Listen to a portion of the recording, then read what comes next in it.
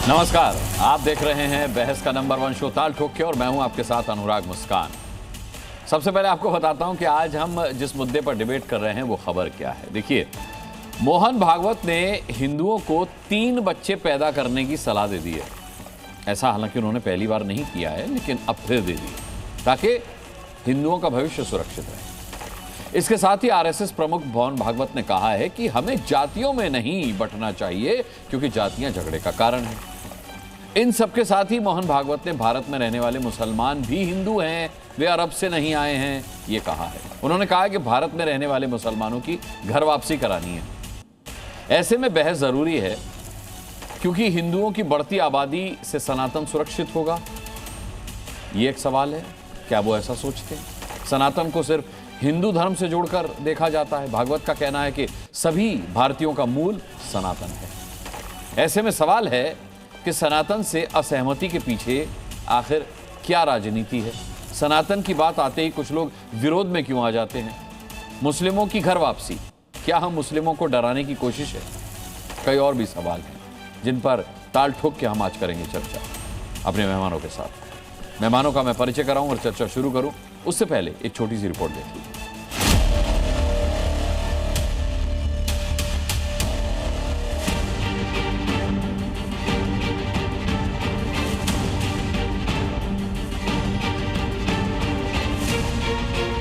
भारतवर्ष के प्रत्येक नागरिक ने यह देखना चाहिए कि अपने घर में 3 होने चाहिए।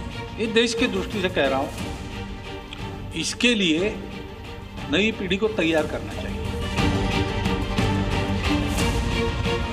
जन्म दर कम होने की बात है तो वो सबका कम हो रहा है। हिंदुओं का पहले से कम था तो ज्यादा कम हो रहा है, बाकी लोगों का उतना कम नहीं हो रहा था तो आज उनका ज्यादा दिखता है। 3 बच्चे पैदा करने का आह्वान या घर वापसी जैसे विचार समाज में अविश्वास पैदा करने वाले हैं। कम से कम 2 बेटी 1 बेटा या 1 बेटी 2 बेटा, नहीं तो बैलेंस बिगड़ जाएगा। ये तमाम बातें बेबुनियाद हैं, इनका कोई औचित्य नहीं है, इनका कोई मतलब नहीं है। कि जहाँ मुस्लिम बहुल क्षेत्र हैं, जहाँ पर अंग्रेजी शराब या देसी शराब के ठेके हैं, उनको कम से कम रमजान उनको बंद कराएं। रमजान भर, ईद भर जितनी भी खरीदारी करना है तो ये गरीब मुस्लिम समाज के जो लोग हैं, इन लोगों से आप खरीदारी करें। जो कहा है उन्होंने देश के हित में कहा है, समाज में। भारत को किस तरह से अंदर से खोखला करते हैं इसका ये उदाहरण है जब वो कहते हैं हम 2 हमारे 2 धड़कन। चलिए मैं इंट्रोडक्शन करा देता हूं। आज डिबेट में हमारे साथ पैनल में कौन कौन रहेंगे। शिवम त्यागी हमारे साथ होंगे, भारतीय जनता पार्टी के प्रवक्ता। समाजवादी पार्टी से प्रवक्ता अनुराग भदौरिया हमारे साथ जुड़ चुके हैं। विजय शंकर तिवारी विश्व हिंदू परिषद के प्रवक्ता हमारे जुड़ चुके हैं। राशिद शरीफ हैं अध्यक्ष SIM-PLB के, वो हमारे साथ जुड़ चुके हैं। तलहा आमिर रशीदी प्रवक्ता हैं राष्ट्रीय उलेमा काउंसिल के, वो हमारे साथ जुड़ चुके हैं।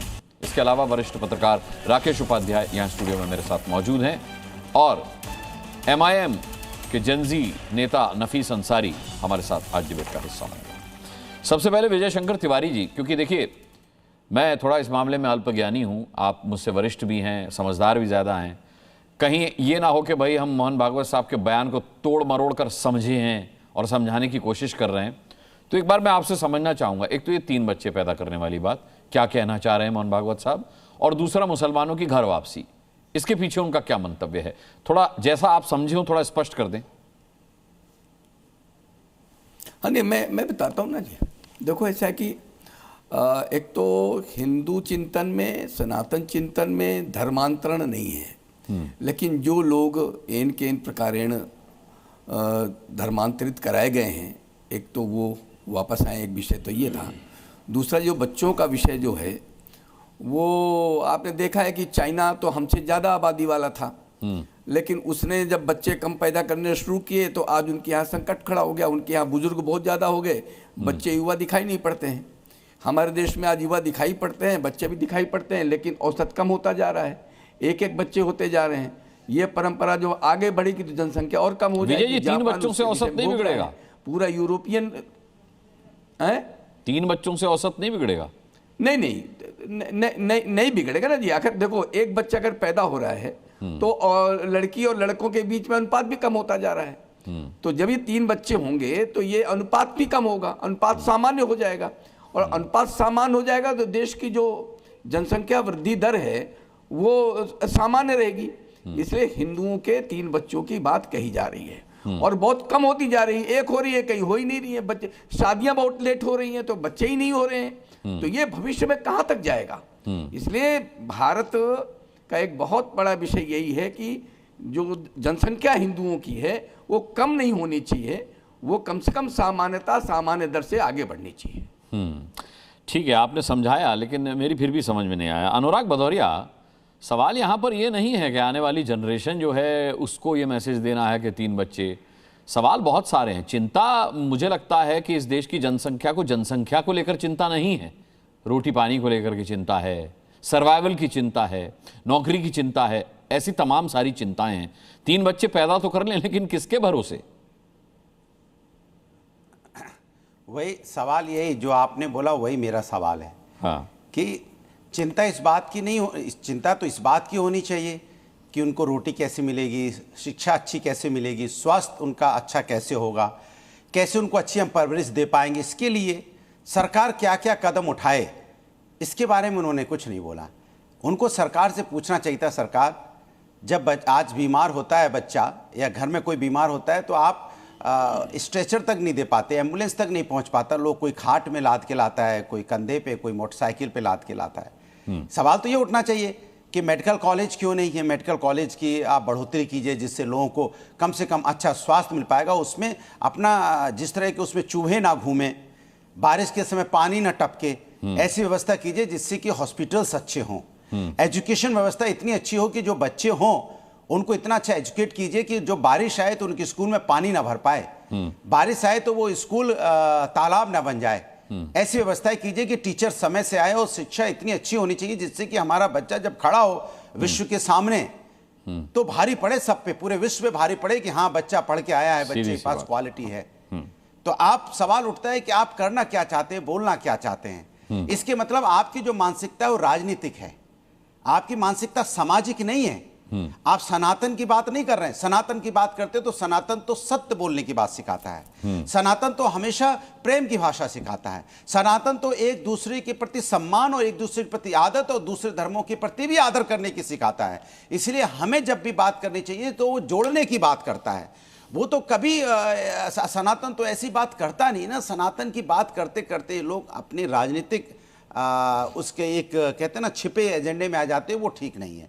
मैं तो बस इतना ही कहूंगा, कोई कहता है 21 बच्चे पैदा करो, कोई कहता है 3 बच्चे पैदा करो, कोई कहता है 17 बच्चे पैदा करो, कोई कहता है दर्जनों बच्चे पैदा करो। अरे जिसके पास जो जिसके संसाधन हैं, जो जिस लायक है, जो अपने बच्चों को संभाल सकता है, नहीं संभाल सकता, उनको तय करने दो।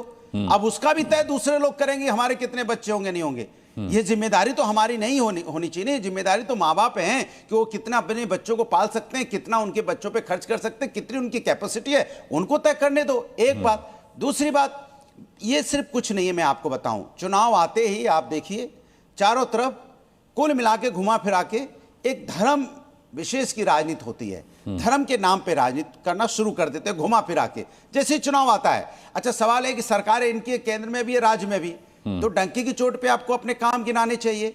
आप बताइए आपने क्या क्या काम किया, काम नहीं गिना रहे हैं, दुनिया की बातें कर रहे हैं, तो ये ठीक नहीं है मेरे हिसाब से। ठीक है, तलहा आमिर राशिदी है हमारे साथ। मेरा फोन वैसे कट गया है इसलिए मुझे पता नहीं चल रहा है कि मैं ठीक है, फोन कनेक्ट करता हूं। आपने अपनी बात पूरी कर ली है। तलहा आमिर रशीदी का मैं रुख करूंगा, जो कि राष्ट्रीय उलेमा काउंसिल के नेशनल स्पोक्स पर्सन हैं। ये मोहन भागवत साहब ने कहा है कि जितने मुसलमान हैं ये सब हिंदू ही थे, मतलब आपके डीएनए में हिंदू है और आपकी घर वापसी करानी है। क्या विचार है आपका इस पर? देखिए, बहुत ही आपत्तिजनक और बहुत ही अफसोसनाक बयान है। आप बताएं कि विश्व के सबसे बड़े लोकतंत्र के तथाकथित सरकार के संरक्षक ये बयान दे रहे हैं, इसका मतलब आप कहीं ना कहीं मुसलमानों को धमका रहे हैं। अब सवाल तो ये बनता है कि ये धर्म परिवर्तन, घर वापसी जो है, ये धर्म परिवर्तन ही है। एक तरफ इनके लोग लव जिहाद चिल्लाते हैं, उसके बाद सबसे बड़े संरक्षक कह रहे हैं कि धर्म घर वापसी करवाएंगे। घर वापसी तो वही है कि भाई मुसलमानों को दोबारा हिंदू बनाना है। तो ये हिंदू कैसे बनाएंगे? जबरन बनाएंगे? किस तरह से? आप कह रहे दोबारा हिंदू बनाना, मतलब आप मान रहे हैं कि पहले हिंदू थे तलहा जी? नहीं, ये इन्होंने कहा ना कि पहले हिंदू थे। इनका स्टेटमेंट के जो प्री स्टेटमेंट है वो ये है कि पहले ये हिंदू थे, अब इनकी घर वापसी करवानी है। तो पहले तो ये खुद ही कॉन्ट्राडिक्टरी है कि हिंदू थे, तो इनकी हिंदू की परिभाषा क्या है? तो चंद महीने पहले इन्होंने कहा कि हिंदू की परिभाषा रिलीजियस नहीं है, किसी एक धर्म तक संकीर्ण नहीं। हिंदू हिंदू का मतलब तमाम भारतीय जो संस्कृति, हिंदू एक संस्कृति है, एक विचारधारा है, उसमें हिंदू मुसलमान सब सारे भारतीय आते हैं। आज ये कह रहे हैं कि मुसलमान हिंदू थे, अब इनकी घर वापसी करवाना है। घर वापसी में इन्हीं के लोग कहते हैं कि मुसलमानों की शुद्धि करवा के ये करवाते रहते हैं। आज दिन इस तरह के ड्रामा करते रहते हैं, गिमिक ये कि शुद्धिकरण करवाते हैं और उनकी घर वापसी करवाते हैं। तो अगर उस घर वापसी के माने तो ये किस तरह से घर वापसी करवाएंगे? जबरन घर वापसी करवाएंगे? संविधान को तो ये मानते नहीं। संविधान में अगर कोई ये मानते तो उसमें आर्टिकल 25 स्पष्ट रूप से कहता है कि भारत के हर एक नागरिक को इस बात की इजाजत है कि वो अपने धर्म का पालन अपनी इच्छा के अनुसार कर सके, धर्म का परिवर्तन अपनी इच्छा के अनुसार कर सके। उसमें कोई फोर्स धर्म कन्वर्जन नहीं है। तो ये 20 करोड़ मुसलमान जो इस देश के भारतीय नागरिक हैं, उनके साथ ये कैसे करेंगे? क्या करेंगे? सवाल सबसे बड़ा ये है। दूसरी बात ये है कि आप ये बताइए कि आरएसएस के लोग एक तरफ कहते हैं कि हमारी जो संस्था है वो सामाजिक है, सांस्कृतिक संस्था। सांस्कृतिक संस्था धर्म परिवर्तन करवाती है, घर वापसी करवाती है। आप किस तरह के समाज में मैसेज देना चाह रहे हैं? आप सरकार के संरक्षक है। तो सवाल बहुत बड़े हैं, बहुत महत्वपूर्ण है। संघ के जो सबसे बड़े नेता है वो इस तरह की बातें कर रहे हैं, ये शर्मनाक है, ये अफसोसनाक है और सरकार को इस पे रवैया स्पष्ट करना चाहिए। और आखिरी बात, अगर यही कोई मुसलमान धार्मिक गुरु होता है या कोई मुसलमान बड़ी शख्सियत होती, नामचीन कोई हस्ती होती और ये कहता कि हम एक बड़ी तादाद का फलां धर्म के लोगों को, मैं देखिए लिबर्टी देखिए जो रिलीजियस प्रिविलेज है, जिसे धार्मिक विशेषाधिकार कह लीजिए, मेजॉरिटी प्रिविलेज की, मैं कह भी नहीं सकता उस बात को कि मैं फलां धर्म के लोगों का धर्म परिवर्तन या उनकी घर वापसी करवाऊंगा अपने धर्म में। तो मेरे साथ क्या कहता है, या अगर कोई और मुसलमान होता तो उसके साथ क्या होता? ठीक है, मैं तलहा जी आपकी बात सुन चुका। अब शिवम त्यागी की बात सुनते हैं, क्योंकि आपने कहा कि सरकार को अपना रुख स्पष्ट करना चाहिए। शिवम त्यागी, एक तरफ भागवत साहब ये कह रहे हैं कि मुसलमानों से मुकाबला करने के लिए 3 बच्चे हिंदुओं को करने चाहिए, दूसरी तरफ वो ये कह रहे हैं कि हिंदुस्तान में रहने वाले मुसलमान हिंदू थे, इनकी घर वापसी करानी है। अब मानकर चलिए कि एक तरफ हिंदू जो है इस देश के मुसलमानों से मुकाबला करने के लिए 3 बच्चे पैदा करने शुरू कर दें और दूसरी तरफ मुसलमान घर वापसी कर लें, तो क्या आपको नहीं लगता अनर्थ हो जाएगा? देखिए अनुराग जी, सबसे पहले तो मैं ये कहना चाहता हूं, आपको मेरी आवाज आ रही है? जी जी आ रही है जी, थैंक यू। तो मुझसे पहले जो है अनुराग भदौरिया बोल रहे थे, तो मेरा क्या हुआ कि मुझे आपकी तस्वीर दिखाई नहीं दे रही थी, सिर्फ आवाज आ रही थी। तो शुरुआत में जब वो आवाज लगातार आ रही थी, मुझे लगा कोई एजुकेशनिस्ट बोल रहा है, महान शिक्षाविद बोल रहा है। लेकिन वो थोड़ी देर बाद मैंने थोड़ा ज्यादा जोर लगाया दिमाग पे, तो आवाज आ रही थी, अरे मैंने कहा ये तो अनुराग भदौरिया है। एजुकेशन, शिक्षा, कमाल, मतलब मुस्लिमों से संबंधित एक सवाल पूछ लो आप समाजवादी वाले प्रवक्ताओं से, ऐसा लगता है कोई नोबेल लॉरिएट बोल रहा है ना? और अगर हिंदुओं की बात होती, अभी 10 गालियां दे जाते यहीं पर। मैं एक चीज कहना चाहता हूं, सबसे पहले तो आदरणीय मोहन भागवत जी ने जो कहा, उनका कहना सिर्फ ये है कि जिस तरीके से पॉपुलेशन इनइक्वालिटी बढ़ती जा रही है, वो एक आने वाले समय में बड़े खतरे की तरफ इशारा है। इस देश ने पहले बहुत देखा है और दुनिया ने भी देखा है। एग्जाम्पल जम्मू एंड कश्मीर, खासतौर पर टू बी प्रिसाइज कश्मीर में क्या हुआ हम जानते हैं। जब जनसंख्या में जो है इतनी असमानता आ गई तो वहां से हिंदुओं को भागना पड़ा। अगर खासतौर पर हम पेम बदूर के कोलतार गांव में बात करें कि जहां मुस्लिम आबादी 35% से ज्यादा हो गई, तो वहां पर हाई कोर्ट को यह ऑर्डर देना पड़ा कि वहां पर पूजा होनी चाहिए, वरना तो वहां लाउड स्पीकर उतरवाकर पूजा करनी बंद कर दी थी। पर्शिया ईरान हो गया, मेसोपोटामिया इराक हो गया, इसके अलावा पाकिस्तान के हालात आप देख लीजिए, बांग्लादेश के हालात देख लीजिए। और अगर इतना सब देखने के बाद भी आपको लगता है कि ये बात बेईमानी है, तो माफ कीजिए, आपने तो शतुर्मुर्ग की तरह, आपने मतलब आपसे नहीं है, मतलब किसी भी एक आम नागरिक ने तो शतुर्मुर्ग की तरह गर्दन धरती में घुसाई हुई है। ये खतरा है। और दूसरी बात है, ये खतरा है, ये अगर ये खतरा है तो इसके लिए क्या योजना है, क्या इसके लिए ब्लूप्रिंट है? यहां आपको पता है आने वाली जनरेशन शादी करना ही नहीं चाहती, और अगर शादी करना चाहती है तो बच्चे पैदा नहीं करना चाहती, क्योंकि वो जिस व्यवस्था में रह रहे हैं वह सर्वाइवल का ही स्ट्रगल है। तो कहां से 3 बच्चे पैदा करेंगे, कहां से खिलाएंगे, कहां से शिक्षा देंगे उनको? इसके लिए कुछ सुनिश्चित नहीं है। 3 बच्चे पैदा कर लो, ये कैसे हो जाएगा? देखिए, मुझे लगता है कि ये सारी चीजें बेहद महत्वपूर्ण है। जाहिर है शिक्षा से लेकर और कॉलेज एजुकेशन से लेकर सब कुछ बहुत जरूरी है, फाइनेंशियल स्टेबिलिटी बहुत जरूरी है, लेकिन अनुराग मुस्कान जी, अगर हम रहेंगे ही नहीं तो स्टेबिलिटी कहां से आएगी? रहना भी तो बहुत जरूरी है ना उसके लिए। मैं मानता हूं कि अगर आपका समाज कश्मीर में 80% से करीब 75-80% जो है वो लैंड होल्डर्स थे, वो भी हिंदू थे। वहां पर व्यापार पर सबसे ज्यादा अगर किसी का अधिकार था, अधिकार आजम जिन्होंने बनाया हुआ था वो भी उन्हीं का था। शिवम, ये रहेंगे नहीं, आपने जो कहा, कोई आशंका जाहिर कर रहे हैं क्या आप? ये मैं स्पष्ट पूछ लेता हूं, मुसलमानों की बढ़ती आबादी को लेकर के कोई आशंका जाहिर कर रहे हैं? मुसलमानों से किसी तरह के खतरे की आशंका जाहिर कर रहे हैं? ये रहेंगे नहीं का क्या मतलब है? क्यों नहीं रहेंगे? अगर 5 एग्जाम्पल अंतरराष्ट्रीय स्तर पर देने के बाद भी आपको मुझसे सीधा सीधा कहलवाना है तो मतलब फिर मैं क्या कहूं? आप मेरे से उम्र में सीनियर है, मैं ये भी नहीं कह सकता समझने वाले समझ गए, जो ना समझे है ना, मैं वैसा भी नहीं कह सकता। मैं तो सिर्फ आपको कह रहा हूं कि, और देश को कह रहा हूं कि इस सच्चाई से हम डिसएग्री नहीं कर सकते। हाँ, इसको रोकने के, बेहतर करने के, जनसंख्या असमानता ना बढ़े, इसके 10,000 तरीके हो सकते हैं, अलग अलग अपने अपने तर्क हो सकते हैं, अलग अलग तरीके से गवर्नमेंट के अलग अलग प्लान हो सकते हैं, आने वाले भविष्य में किस पॉलिसी पर आगे चलना चाहिए, वो तमाम चीजों पर बात हो सकती है। लेकिन इस बात पर किसी को शक हो कि जहां पर जनसंख्या असमानता बढ़ी वहां पर हिंदू खत्म हो गए या फिर कोई भी दूसरा धर्म खत्म हो गया, उसको मुझे लगता है कोई नहीं नकार सकता। ये कॉलेज वाले और ये स्कूल वाले जो अनुराग भदौरिया जी हैं, ये खुद नहीं रह पाएंगे ऐसी स्थिति में। जवाब। हाँ, अनुराग भदौरिया से जवाब लेकर फिर मैं नफीस अंसारी का रुख करता हूं। शायद भारतीय जनता पार्टी ये भूल गई है, सनातन आदिकाल से न जाने कितने लोग यहाँ पे आए और न जाने कितने चले गए, सनातन वहीं का वहीं है।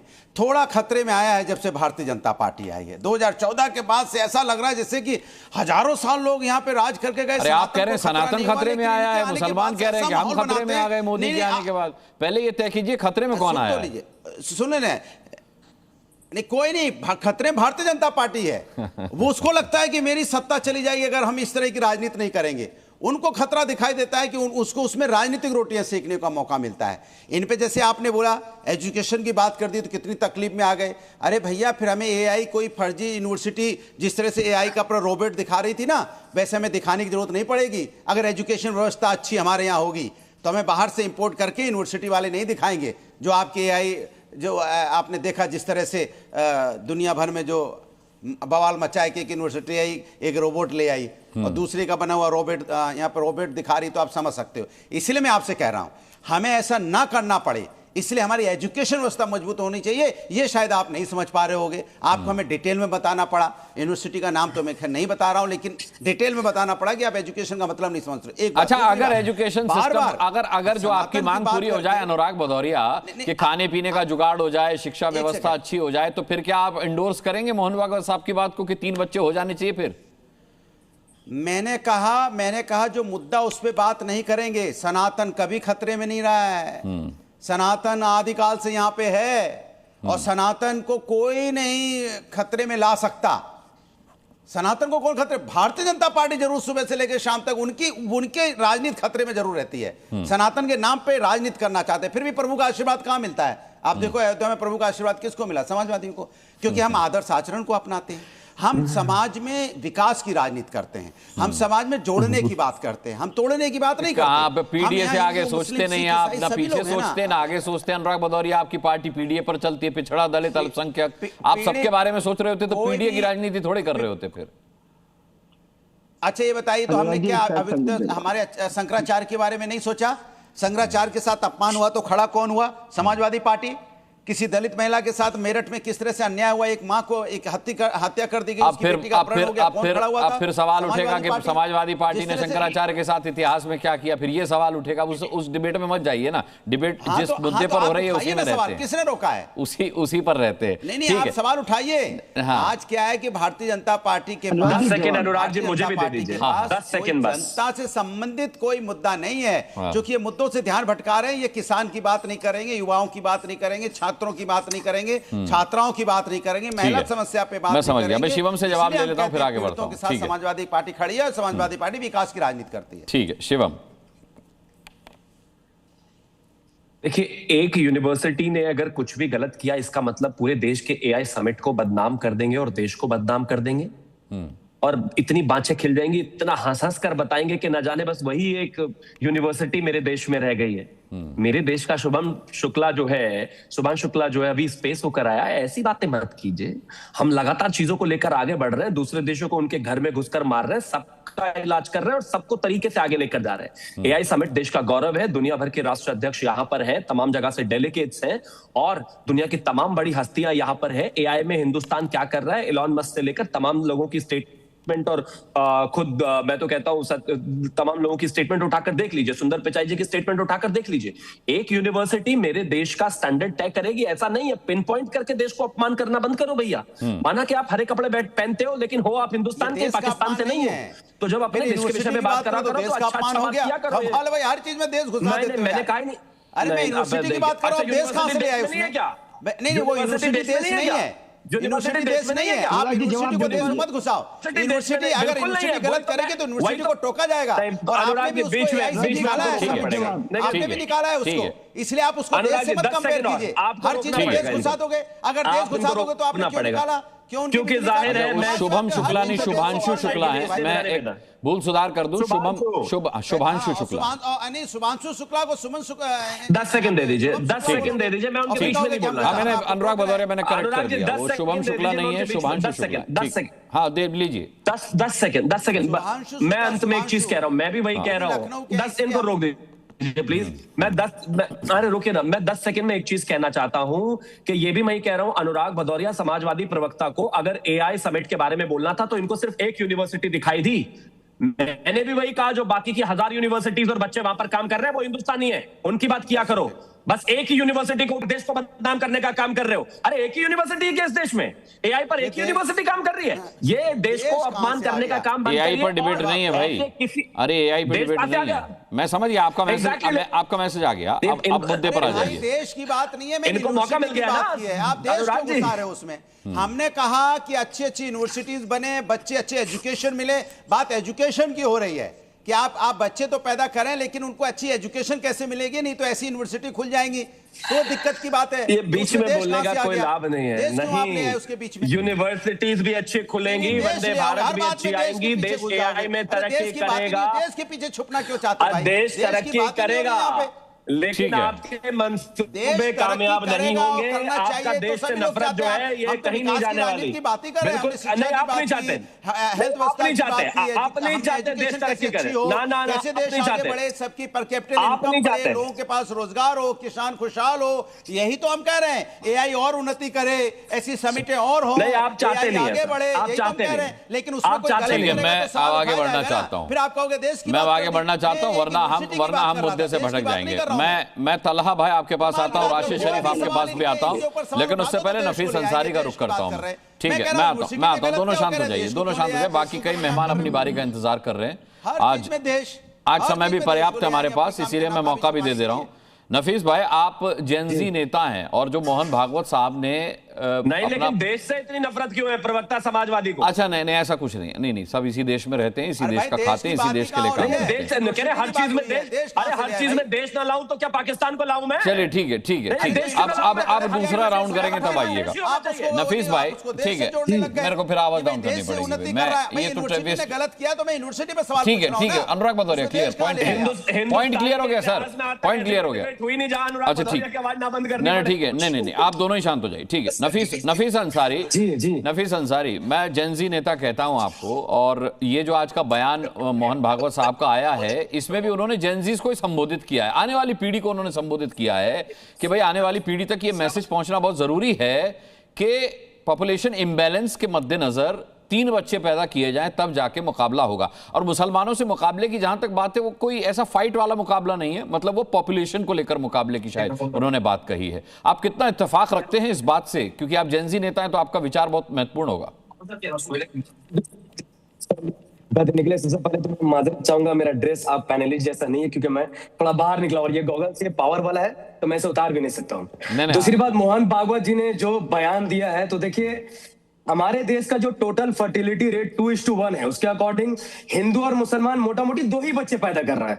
मुसलमान 50 साल और 100 साल तक भी इस देश में बहुसंख्यक नहीं हो सकता है। तो जो भी बीजेपी नेता इस बात को दोहरा कर डरा रहे हिंदू समाज को कि मुस्लिम बढ़ जाएगा, तो ये कभी होने वाला नहीं है, गैर साइंटिफिक बयान है। जहां तक मोहन भागवत जी की बयान है, तो देखिए हमारे देश के प्राइम मिनिस्टर ने कुछ ही साल पहले जनसंख्या विस्फोटक जैसे बयान दिए थे। तो आपने 10-12 साल में पहले तो देश को गुमराह किया कि बहुसंख्यक समाज कम है तो देश की जनता का कम हो रहा, पहले बच्चे मत पैदा करो। अब आप बोल रहे बच्चे पैदा करो। हम तो शुरू से कह रहे हैं कि एक वक्त आएगा 20-25 साल बाद देश की जो पीढ़ी है वो कमजोर हो जाएगी, जो नौजवान है वो बुढ़े हो जाएंगे, तो देश को नौजवानों की जरूरत पड़ेगी। तो देश हित में हिंदू या मुसलमान, हर व्यक्ति को बच्चे पैदा करना चाहिए। या हिंदू और मुसलमान का तो कोई मुद्दा ही नहीं आना चाहिए। हमारा दुश्मन चाइना है, पाकिस्तान है, अमेरिका है, तो देश में अगर नौजवान ज्यादा होंगे तब हम उनसे मुकाबला कर सकेंगे। मेरा मानना है कि देश में ना मुसलमानों का कोई मुद्दा हिंदू से है, ना हिंदुओं का मुद्दा मुसलमानों से है। लेकिन हर बार यह दिखाना कि हिंदू का जनसंख्या कम हो रहा है, मुसलमान का बढ़ रहा है, यह दुर्भाग्यपूर्ण है। और मोहन भागवत ने सबको जब हिंदू कहा है, मैं समर्थन करता हूं कि अगर आपकी आस्था है कि आपके नजर में 140 करोड़ लोग हिंदू हैं, तो लव जिहाद कहां हो रहा है फिर? अगर मुसलमान हिंदू लड़की से शादी करे तो मतलब हिंदू घर वापसी करानी है भाई। उन्होंने माना नहीं है हिंदू, उन्होंने कहा पहले हिंदू थे अब आपकी घर वापसी करानी है। सर ये उनका संवैधानिक राइट है। अगर आप अपने धर्म के हिसाब से मुसलमानों को अपने धर्म में लाना चाहते हैं, आपका संवैधानिक राइट है, तो हमें भी राइट है। हम भी हिंदू समाज को कहते हैं आओ इस्लाम में आपको इक्वालिटी मिलेगा, बराबरी का सम्मान मिलेगा। तब आप कहते हैं ये लोग धर्म परिवर्तन कर रहे हैं। एक काम आप अपने लिए ठीक है, लेकिन मुस्लिम समाज जब करते तो बुरा समझते हैं। देश देखिए, मैं बार बार कहता हूं, फतवा से या कोई धार्मिक किताब से नहीं चलेगा, देश संविधान से चलेगा। और फिर भी अगर आपको लगता है मुस्लिम बहुसंख्यक होगा, तो जिस दिन होगा देश का हिंदू महान था, महान है, महान रहेगा, वो किसी से डरने वाला नहीं है। अगर आप बीजेपी नेता को डर लगता है तो ये डर मुझे अच्छा लगा। ठीक है, नफीस अंसारी ने जिस तरीके से राकेश उपाध्याय अपनी बात रखी, मैं आता हूं शिव, मैं आता हूं राकेश उपाध्याय जी, ये जिस मैं आता हूं, अभी हम हैं पूरे, अभी समय 10 सेकंड ठीक है, 10 सेकंड में बात खत्म, मात्र 10 सेकंड, बस इतना।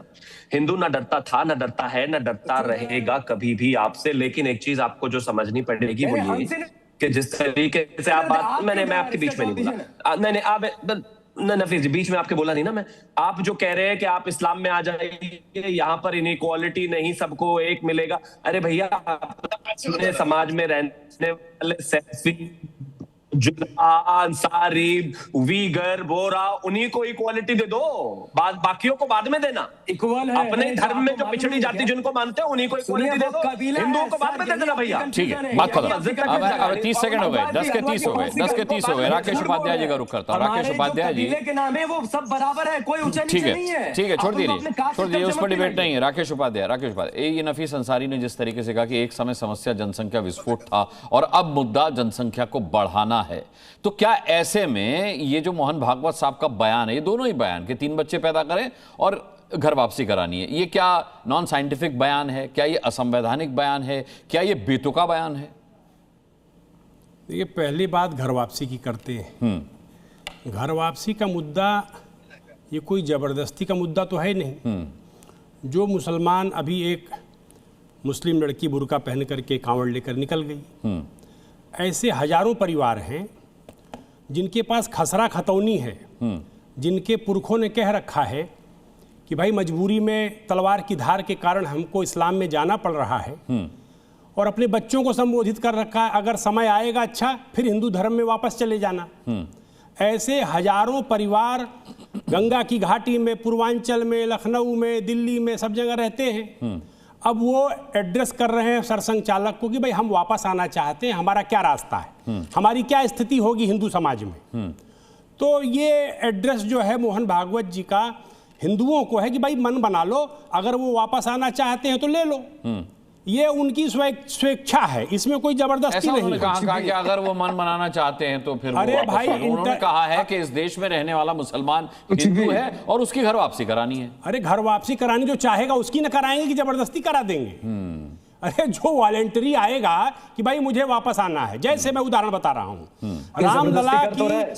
रामलला की पुनर्प्रतिष्ठा अयोध्या में होने के बाद जितने रघुवंशी क्षत्रिय जो बाद में मुसलमान बन गए, 5000 की संख्या में वो राम मंदिर में दर्शन करने आए और उन्होंने कहा हम वापस आना चाहते हैं, हमारी क्या व्यवस्था है। ठीक है, अबे हम आपको उदाहरण दे रहे हैं। उनके लिए शंकराचार्य, संत महात्मा, आरएसएस मिल करके कोई रास्ता निकालेंगे कि नहीं निकालेंगे, ये प्रश्न है। और दूसरी बात जो कही हिंदू जनसंख्या की, अरे भाई मुस्लिम जनसंख्या का जो ग्रोथ रेट है पर फैमिली पर पर्सन 2.6 है। हिंदू का जो ग्रोथ रेट है वो 2 मतलब मिनिमम हो गया है। अब पूरे खित्ते की अगर बात करें, भारत, पाकिस्तान, बांग्लादेश तीनों की मिलाकर, तो अनेक एजेंसियों की रिपोर्ट है कि 2050-60 आते आते हिंदू जनसंख्या माइनॉरिटी में कन्वर्ट हो जाएगी। और आप बांग्लादेश को लेकर के जो परिस्थितियां बन रही हैं, बांग्लादेश तो रोज धमकी देता है कि 7 सिस्टर्स हमारे हैं, असम से लेकर नॉर्थ ईस्ट पूरा कब्जा कर लेंगे, तो चिकन ने काट देंगे। इसी उमर खालिद ने क्या कहा था, यही इन लोगों ने कहा था ना। वाले से सवाल पूछे ना, 60 करोड़ क्यों दिया बांग्लादेश को, पूछे आपके अंदर हिम्मत है तो मैं आपके साथ खड़ा हूं। भारत का मुसलमान आपके साथ खड़ा है, सवाल जवाब करिए, बीजेपी से आप करें, मुझे बोलने दीजिए। आप भी तो भारत के नागरिक है, आपको डरना नहीं चाहिए। हम हमसे जो पूछा है सर, उसका जवाब देंगे भाई। आप पूछेंगे, आपका भी जवाब देंगे, आपका भी जवाब देंगे, समय आने दीजिए ना। अरे बात तो पूरी करने दीजिए। अच्छा मैं देश की बात करता हूं, जो पॉपुलेशन बढ़े उससे क्या करना है हमको। अच्छा मैं देश की बात करता हूं, बात तो पूरी करने दो मेरे भाई। अच्छा मैं देश की बात करता हूं, जौनपुर के मुसलमानों के बारे में खबर है कि नहीं आपको नफीस अंसारी? सब दुबे, शुक्ला और तिवारी लिख रहे हैं, तो मुसलमान पूछ रहे हैं शंकराचार्यों से हमारी वापसी कैसे होगी, और उन्होंने लिखना शुरू कर दिया है। सारे पश्चिम में त्यागी मुसलमान लिख रहे हैं, त्यागी। अरे अहमद पटेल, खुद ही पटेल लिखते थे, खिलाफ जा रहे हैं ये सब वापस आना चाहते हैं। जिसको मुसलमान से हिंदू बनना है और हिंदू से मुसलमान बनना, वो संवैधानिक तरीके से बन जाएंगे। कैसे बन जाएगा? जबरदस्ती का है। अरे हिंदू कौन शादी करेगा? तिवारी लिख रहे हैं उसमें कोई जबरदस्ती? अरे कौन विवाह करेगा? जो मुसलमान जौनपुर में दुबे और तिवारी लिख रहे हैं, जो ये मान रहे हैं कि उनका मूल ब्राह्मण है, उनको कौन जबरदस्ती कर रहा है उनके साथ? कोई नहीं कर रहा। वही तो बोल रहे जो दुबे तिवारी लिख रहे, जिनके पूर्वज एक वक्त में पहले मुसलमान थे, फिर हिंदू बने और फिर हम मुसलमान है, उससे क्या करना है हमको? ये क्या बात है? आपने एक और चेन लगा दी, पहले मुसलमान थे, फिर हिंदू बने, फिर मुसलमान। उदाहरण बता रहा हूँ, एक उदाहरण मैं, क्या बात दीजिए मुझे, ये पहले कहाँ से मुसलमान? एक उदाहरण दीजिए। अच्छा ठीक है, एक उदाहरण सुन लीजिए मेरी बात। पहले सब हिंदू है, ठीक है। अरे राकेश जी बात खत्म हो जाए, राशिद शरीफ देखिए कितनी शराफत के साथ अपनी बारी का इंतजार कर रहे हैं। अभी 5 साल पहले जो है इंडोनेशिया की महारानी सुकर्णो सुहार्तो की जो पौत्री हैं, उन्होंने घर वापसी की, हिंदू धर्म स्वीकार किया, क्योंकि 500 साल पहले की चिट्ठी लिखी हुई है कि समय आएगा सब इस्लाम छोड़ करके हिंदू धर्म में चले जाना। उन्होंने अपने परिवार से अनुमति मांगी कि हम जा रहे हैं वापस। और सारा इंडोनेशिया का मुसलमान रामायण को मानता है, रामलीला खेलता है, सनातन धर्म को स्वीकार करता है, हाथ जोड़कर प्रणाम करता है, उसको कोई समस्या नहीं है वंदे मातरम बोलने में। लेकिन यहाँ के मुसलमान को समस्या है, इसलिए वहां मुस्लिम महिलाएं बुर्के में नहीं है, लेकिन ये जबरदस्ती बुर्का पहना रहे हैं। ये जबरदस्ती जो है अरेबी की ठोस को लाद रहे हैं। इसके लिए मुसलमानों के भीतर जो बेचैनी है, वो मुसलमान चाहते हैं कि हम फिर से हिंदू धर्म में वापस आ जाएं। अब हिंदू धर्म में वापस आ जाएं, इसकी तैयारी कौन करेगा? अरे हिंदू तैयार नहीं है। हिंदू को तैयार करने का काम ये राष्ट्रीय स्वयंसेवक संघ के लोग और सरसंघचालक जी कर रहे हैं। इसमें क्या समस्या आपको है? क्या आपत्ति है? कोई जबरदस्ती किसी के साथ नहीं हो रही है। वॉलंटरीली अगर कोई वापस आना चाहता है, उसको कोई रोक नहीं सकता। मेरी कोशिश है कि एक राउंड और हो जाए, सबकी एक बार फिर बारी आ जाए। लेकिन मैं राशिद शरीफ आपके पास सबसे आखिर में इसलिए आया हूं क्योंकि आप राशिद शरीफ हैं। मैंने कहा भी कि आप बड़ी शराफत के साथ अपनी बारी का इंतजार कर रहे हैं। कब घर वापसी कर रहे हैं राशिद भाई आप? बस बिल्कुल सर, सलाम वालेकुम। मैं तो अब बड़ा शरीफ समझने के बारे में बहुत बहुत शुक्रिया। रमजान की सबको पहले मुबारकबाद देता हूँ। रहमत वाला महीना चालू हो रहा है सर आज शाम से। अब ये नफरत नफरत नफरत बस सर, अब जो घर वापसी की बात है, ऑलरेडी हम लोग घर में है सर। कौन वापस करने वाला है हमारे को? ऑलरेडी घर में बैठे हुए हम लोग। रही 3 बच्चों की बात, तो मैं तो मोहन भागवत जी से यही बात करूंगा कि यार 3 बच्चों की बात मत करो, 3 या 4 शादियों की बात करो। हाँ, राम जी के वालदा देख मैं सुना हूँ कि 2 थे और कई ऐसे। अच्छा उस विवाद में मत जाइए, उस विवाद में ये देखिए विवादित हो जाएगा। मैं उसकी इजाजत आपको नहीं देता। धर्म में मत जाइए, धर्म में मत जाइए। रोटी वो आपत्तिजनक, रोटी कपड़ा और मकान की बस इतना कर दीजिए आप लोग सर, इतनी बात कर दीजिए। रोटी कपड़ा मकान का बस इंतजाम कर दीजिए, बस है आप लोगों से इतनी उम्मीद है। इससे ज्यादा कोई उम्मीद नहीं है बीजेपी से, किसी किस्म, ना बांग्लादेश से, ना पाकिस्तान से, ना हरा कलर जैसा। शिवम जी बार बार हरा कलर हमारे भाई को बोल रहे कि नहीं भाई ये सब बंद कर दीजिए, हमारे से बांग्लादेश पाकिस्तान से हमारा कोई ताल्लुक नहीं है। और घर वापसी की बात मत करिए, ऑलरेडी घर में बैठे हुए, आज से नहीं हजारों साल से बैठे हुए। बहुत बहुत शुक्रिया आप लोग का। नहीं, लेकिन आपका घर थोड़े है जहां आप बैठे हुए हैं। दिक्कत यही है, मोहन भागवत ने यही कहा है कि यहाँ हिंदुस्तान में जितने मुसलमान बैठे हैं वो पहले हिंदू थे और उनकी घर वापसी करानी है। नहीं, ये बात, अरे सर 2 साल, ये 100 साल, 75 साल पहले अंग्रेजा बैठे हुए थे घर में, उससे पहले मुगल्स बैठे हुए थे घर में। ये सब सर सबका घर है सर, हिंदू मुस्लिम ईसाई सबका घर है। ये किसी को घर हम है सो हिंदू भाई को ये नहीं बोलेंगे कि भाई आप आइए हिंदुस्तान में घर वापस। तो राशिद भाई वंदे मातरम भी तो नहीं बोलते आप, जिस घर में रहते हैं, जिस घर का खाते हैं, उस घर के ईशान में वंदे मातरम भी तो नहीं कहते आप। सबका घर है तो काशी मैं तो इतना अच्छा जुमला बोलता हूँ अनुराग जी, सारे जहां से अच्छा हिंदुस्तान हमारा, इससे अच्छा कोई है एक लाइन तो वो ला लीजिए, मैं बोलने को तैयार। शिवम, इससे अच्छी कोई लाइन है तो बता दीजिए शिवम भाई, बता दीजिए। सारे जहां, पूरे जहां से अच्छा, सारे जहानों से अच्छा हिंदुस्तान हमारा, इससे अच्छी लाइन है तो शिवम भाई बता दीजिए, मैं बोलने को आपके साथ तैयार। देखिए, आपका नाम राशिद शरीफ है, और अगर आप शरीफ हैं तो मैंने आपको पूरा समय दिया। अब आपसे निवेदन है कि आप मुझे भी पूरा समय देंगे। राशिद जी, आपने कहा कि भारतीय जनता पार्टी की सरकार, भारतीय जनता पार्टी की सरकार से इतना निवेदन है कि रोटी कपड़ा मकान का इंतजाम कर दे। भगवान के आशीर्वाद से कह लीजिए या अल्लाह के आशीर्वाद से कह लीजिए, आपने अच्छे कपड़े भी पहने हुए हैं। मुझे पूरी उम्मीद है कि आप बिल्कुल अच्छा भरपेट होंगे, सब बेहतर होंगे। भाजपा की ही सरकार चल रही है इस देश में 11 साल से, तो कहीं ना कहीं सबको बहुत अच्छे से जीवन चल रहा है, आगे बढ़ रहा है, इकोनॉमी बढ़ रही है। अब आते हैं अच्छी और बुरी लाइन पर। एक चीज मुझे बताइए, 2.5 लाख करोड़ का खर्चा हो गया सर, अब बीच में नहीं, अभी बीच 2.5 लाख करोड़ का खर्चा हो गया सर। अभी मैं आपके, अब शरीफ साहब मैं आपके बीच में थोड़ी ना बोला। अब दूसरा, आपने कहा कि सारे जहां से अच्छा है हिंदुस्तान हमारा, इससे अच्छी कोई लाइन हो तो गा दीजिए। अच्छा और बुरा कुछ नहीं होता है। जो मेरे देश में, जो अपने देश में रहता हो, इसको अपना देश मानता हो, अपनी मिट्टी मानता हो, अपना वतन मानता हो, यहाँ पर बैठकर रहते हो, खाते हो, भगवान की इबादत करते हो, उसको नहीं मुझे लगता कि वंदे मातरम कहने की जरूरत है, उसको हमें बोलने की भी जरूरत है। इस दुनिया में यूनाइटेड नेशंस ने 195 देशों को लिस्ट किया हुआ है। हिंदुस्तान का दुर्भाग्य है, प्लीज बीच में, प्लीज बीच में,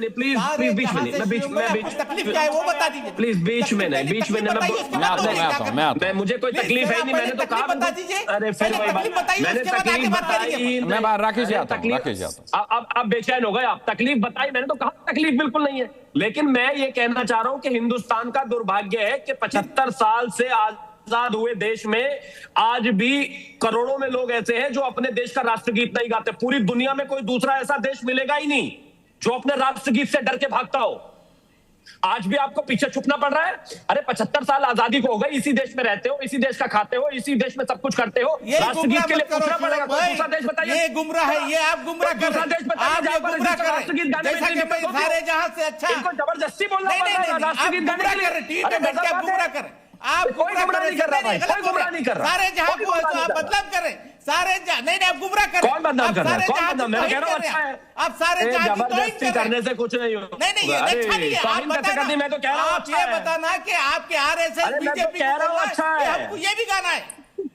अरे नहीं अच्छा नहीं है, कितनी शर्म की बात है, आरएसएस मरकज में गाना है। कितनी शर्म की बात है कि कितनी शर्म की बात है कि नाम में शरीफ लगाने वाला आदमी इतना शरीफ है कि राष्ट्रगीत गाने को तैयार नहीं है और इसी देश में रहता है। कितनी बड़ी शर्म की बात है बताइए। दुनिया में कोई ऐसा दूसरा देश नहीं होगा भाई, आपको शर्म, दुनिया में कोई दूसरा ऐसा शरीफ नहीं होगा कोई। ठीक है, मैंने बोल दिया सारे जहां से अच्छा हिंदुस्तान हमारा। बताइए, आप गा के दिखाइए वंदे मातरम। मैंने गा दिया, आप गाइए वंदे मातरम। ठीक है, 75 साल हो गए उसी देश का खाते हुए। ठीक है, तला भाई मैं आता हूं, लेकिन उससे पहले अनुराग भदौरिया का रुख करूंगा मैं। ठीक है, अनुराग भदौरिया। क्या मुसलमानों का है? ठीक है। देखिए, पहली बात तो ये बोलना ठीक नहीं है कि इस देश में ये देश सभी का है। अशफाकुल्लाह खान साहब बिल्कुल है, की आजादी के जंग में शहीद हुए हैं। बिल्कुल है, बिल्कुल है। मैं आपके बीच में राष्ट्रगीत क्यों नहीं गाते? अगर देश सबका है तो नहीं, अगर देश सबका है तो राष्ट्रगीत। अरे अनुराग भदौरिया गाते हैं भाई, राष्ट्रगीत गाते हैं। अनुराग भदौरिया गाते हैं राष्ट्रगीत। नहीं, अनुराग भदौरिया की बात ही नहीं हो रही, मैं तो राशिद शरीफ की बात कर रहा हूं। नहीं, छोड़ दीजिए राशिद शरीफ की बारी। राशिद शरीफ को दोबारा लाएंगे तब बात कीजिएगा, अभी अनुराग भदौरिया की बात सुन लेते हैं। अनुराग जी में अनुराग भदौरिया को क्या सवाल है कि अच्छा ठीक है, शिवम बोलने देते। शिवम, अनुराग भदौरिया ने किसी को इंटरप्ट नहीं किया। देखिए, हिंदुस्तान, आपने कहा कि घर, कोई कहता है घर वापस ही हो जाए, कोई वापस आ जाए, चला जाए, पता नहीं क्या क्या। अरे भाई, हम सब तो अपने घर में बैठे हैं, हिंदुस्तान हम सबका घर है भाई, और बहुत खुशी से बैठे हैं। हिंदू, मुस्लिम, सिख, ईसाई, अगड़े पिछड़े सबका घर है और भारत माता ने सबको अपनी गोदी में समाया हुआ है। अरे उसी भारत माता की जय नहीं बोलते कुछ लोग, अनुराग भदौरिया, उसी भारत माता की जय नहीं बोलते कुछ लोग। एक मिनट बात हो जाए, एक मिनट बात हो जाए, मैं अपनी बात के, देखो मैं किसी के बीच में नहीं बोला, मेरी बात तो हो जाने दीजिए। देखिए यहाँ पे मजेदार बात है कि बांग्लादेश की बात आई, बांग्लादेश में हिंदुओं पे अन्याय हुआ, हम लोगों ने आवाज उठाई, भारतीय जनता पार्टी कहाँ, मैं पूछना चाहता हूँ, लाल आंखें दिखानी चाहिए थी ना, तो नहीं दिखाया भाई। अब दूसरी बात, फिर आपने कहा, हमारे एक राकेश उपाध्याय जी से जब उन्होंने सवाल पूछा कि बांग्लादेश को 60 करोड़ क्यों दिए, तो कहते नहीं वो तो बीजेपी का मामला है, वो हम नहीं जानते हैं, लेकिन बात वही कर रहे हैं जो बीजेपी कर रही है। फिर वंदे मातरम की बात आई, तो वंदे मातरम जब ये उसके 2 स्टैंजा बनाए गए थे जिसको पास किया गया था, उसमें महात्मा गांधी जी थे, सुभाष चंद्र बोस थे, टैगोर साहब थे, आचार्य नरेंद्र देव थे, अब्दुल कलाम आजाद साहब थे, तो हम क्या मान लें हमारे देश के जो महानायक थे इन्होंने गलत किया था? हम उनको गलत साबित कर दें, टैगोर साहब को गलत साबित कर दें कि उन्होंने जो पास किया था वो गलत था? मतलब अब हम इतने बड़े हो गए कि हमारे बुजुर्गों ने, हमारे महापुरुषों ने जो चीज बनाई है, हम उस पर भी सवाल उठाने लगे। बताओ आप कि उन्होंने गलत बना दिया था, मान लो, यही तो कहना चाहते हैं आप? तो सवाल उठता है कि आप महापुरुषों पे भी सवाल तो मत उठाइए, कम से कम जो कुछ आपको कहना कहिए, महापुरुषों पे सवाल मत उठाइए। हमने कई बार देखा है महात्मा गांधी जी को मारने वाला कौन था, सबसे पहला आतंकी। मैं आऊंगा मैं आप ही से कमेंट लूंगा, शिवम मैं आपसे कमेंट लूंगा, लेकिन तलहा हमें बहुत देर से कुछ कहना चाह रहे हैं। मैं एक कमेंट, मात्र 10 सेकंड, मात्र 10 सेकंड, अरे भाई मात्र 10 सेकंड, 10 सेकंड में, मात्र 10 सेकंड। अच्छा, हमारे देश के बुजुर्गों ने यह भी कहा था कि इस देश में जब भी सही समय हो, उचित समय हो, समान नागरिक संहिता लानी चाहिए। वो सही है कि गलत है, बताना जरा। ठीक है, छोड़ दीजिए। बोल रहा हूं, जवाब उस पर भी दे रहा हूं, उस पे भी दे रहा हूं। 10 सेकंड का जवाब, 10 सेकंड का जवाब। अरे 10 वंदे मातरम में क्या है? समान नागरिक संहिता भारत माता का वर्णन किया गया, समान नागरिक संहिता आना चाहिए कि नहीं आना चाहिए? किया गया, समान नागरिक संहिता सही है कि गलत है, बताइए। अब नहीं बोलेंगे, सुन तो लीजिए, अब नहीं बोलेंगे, अब नहीं बोलेंगे। समान नागरिक संहिता पर फिर भाग रहे हैं की बात करेंगे। पानी नहीं, समान नागरिक भागवत जी के बयान पर थे भाई, बारे में उनकी आराधना की गई है भारत माता की। बोला गया यहाँ शुद्ध पानी है, स्वच्छ हवा है, यहाँ पे पेड़ पौधे सुरक्षित हैं, फल फूल हैं। क्या है? AQI हवा में नहीं बढ़ा हुआ है, जहरीली हवा है, सांस लेना मुश्किल हो गया है, पानी गंदा है जिसको पीने से लोगों की मौतें हो जा रही है। या पेड़ पौधे काट दिया आपने अरावली के नाम पे, उस पे बात नहीं बोलेंगे। वंदे मातरम की बात करेंगे, लेकिन मां का जो वर्णन किया गया है उसको तो अपनाइए ना, कम से कम। तलहा आमिर जी, तलहा आमिर, ठीक है शिवम मैं आता हूं। तलहा आमिर तो बहुत देर से कुछ कहना चाह रहे हैं। तलहा आमिर। अनुराग जी, शिवम जी लगातार ये कह रहे हैं कि इस देश के 80 करोड़ लोग 5 किलो राशन पे जी रहे हैं, उसके बावजूद ये कह के आ रहे हैं कि 3 औलाद पैदा करो, और तर्क क्या दे रहे हैं कि मुसलमान पॉपुलेशन इम्बैलेंस बना रहा है। पर जबकि अब सरकारी आंकड़े देखिए, NHFS के आंकड़े, नेशनल हेल्थ फैमिली सर्वे, जो सरकार के आंकड़े हैं वो स्पष्ट तौर पर कहते हैं 2019, 20, 21 के आंकड़े कि मुसलमानों की जो TFR है, प्रजनन दर है, वो घटकर पहुंच गई है 2.3। अभी यहाँ एक वरिष्ठ पत्रकार से, पता नहीं कैसे पत्रकार कहाँ से डेटा लाते हैं, साफ तौर पर मुसलमानों का प्रजनन दर 2.3 पे पहुंच गई है। ओवरऑल देश का प्रजनन दर 2.2 है, तो 2 बच्चे सबके पैदा हो रहे हैं। दर क्या दिखा रहे हैं 3 बनाने के लिए? पीछे दर क्या दे रहा है? आप राशन तो दे नहीं पा रहे, 80 करोड़ लोग राशन पे जी रहे हैं। दूसरी बात, ठीक है मैं आ रहा हूं, राकेश जी सबसे महत्वपूर्ण बात जो, अरे आप चेक कीजिए, चेक करने के विजय शंकर तिवारी जी, महत्वपूर्ण बात ये लगातार बात कर रहे हैं RSS की, ये राष्ट्रगीत की बात कर रहे हैं, राष्ट्रगीत। अच्छा ठीक है, उस मुद्दे पर नहीं जाते, अभी रहते वहां। तिरंगा नहीं बनाया, ठीक है विजय शंकर तिवारी जी, जब मुसलमान भी 2 बच्चे पैदा कर रहे हैं और हिंदू भी 2 बच्चे पैदा कर रहे हैं, और नफीस अंसारी का कहना है कि सालों साल तक कभी हिंदू अल्पसंख्यक नहीं बनेंगे, तो फिर दिक्कत क्या है? मैं बता, देखिए एक मैं आ रहा हूं, राकेश जी फिर भी हिंदू खतरे में है। 10 साल से सरकार में है, फिर भी हिंदू खतरे में है। ठीक है, रुक जाइए। हाँ, एक मिनट रुकिए। देखो, पढ़े लिखे फारसी क्या, हाथ कंगन को आरसी क्या, ये आपको ध्यान में है। देश में 100 जिले से ऊपर अल्पसंख्यक हो गए, हिंदू वहां अल्पसंख्यक हो गए, पहले अल्पसंख्यक नहीं थे, और 9 राज्य अल्पसंख्यक हो गए, पहले अल्पसंख्यक नहीं थे। एक मिनट रुकिए जरा। और इसके बाद जहां जहां अल्पसंख्यक हो गए हैं वहां हिंदुओं की क्या स्थिति हो गई, कश्मीर की क्या स्थिति हो गई, कश्मीर की क्या स्थिति हो गई, आप कहराने की क्या स्थिति हो गई। जहां जहां अल्पसंख्यक हिंदू हो गया है और मुसलमान बहुसंख्यक हो गया है, वहां पर देखिए जाकर के। इसलिए अरे भैया, मैं कह रहा हूं कि जमीन पर जहां हिंदू हिंदू कमजोर हो गया है, जहाँ हिंदू अल्पसंख्यक हो गया है, वहाँ की स्थिति क्या हो गई? और हमें पाकिस्तान और बांग्लादेश की बात कर रहा हूँ, मैं भारत की बात कर रहा हूँ। ठीक है, मैं भारत की बात कर रहा हूँ। ठीक है, जहाँ जहाँ मुस्लिम अल्पसंख्यक है वहाँ हिंदू कैसे? ठीक है राकेश जी, हिंदू काटे जा रहे हैं ना। ठीक है राकेश जी, अपनी बात रखिए, समय खत्म हो शरीफ गया। जी ने जो सारे जहां से अच्छा हिंदुस्तान हमारा, हम बुलबुले हैं इसकी ये गुलसिता हमारा, तो चीनो अरब हमारा, हिंदुस्तान हमारा, मुस्लिम है हम वतन सारा जहां हमारा, ये भी तो तरानाए मिल्लत में इकबाल ने लिखा है। खंजर है जिसका निशान वो हिलाल हमारा। तो मेरा कहने का मतलब है, इन बुलबुलों से कह दो कोई और वतन ढूंढे, ये भोग भू नहीं है, ये मातृभूमि हमारी। चलिए, और इसलिए ये ध्यान रखिए कि जो 2.6 का डेटा दिया है मुस्लिम पर जनसंख्या ग्रोथ का, और हिंदू का 2.1 है, ये डेटा ऑफिशियल है, इसलिए कहा। ठीक है, चलिए सभी जानकारियां दे दी गई हैं, मोहन बकवास साहब के बयान को समझ लिया गया है। अब मैं आपकी समझदारी पर छोड़ता हूं फैसला। बहुत बहुत धन्यवाद करना चाहूंगा अपने तमाम पैनलिस्ट का, आप दर्शकों का भी ताल ठोक के देखने के लिए बहुत बहुत धन्यवाद। कल शाम 5 बजे फिर मुलाकात होगी, तब तक के लिए अपना बहुत बहुत ख्याल रखिएगा। मुझे अभी के लिए इजाजत दीजिए।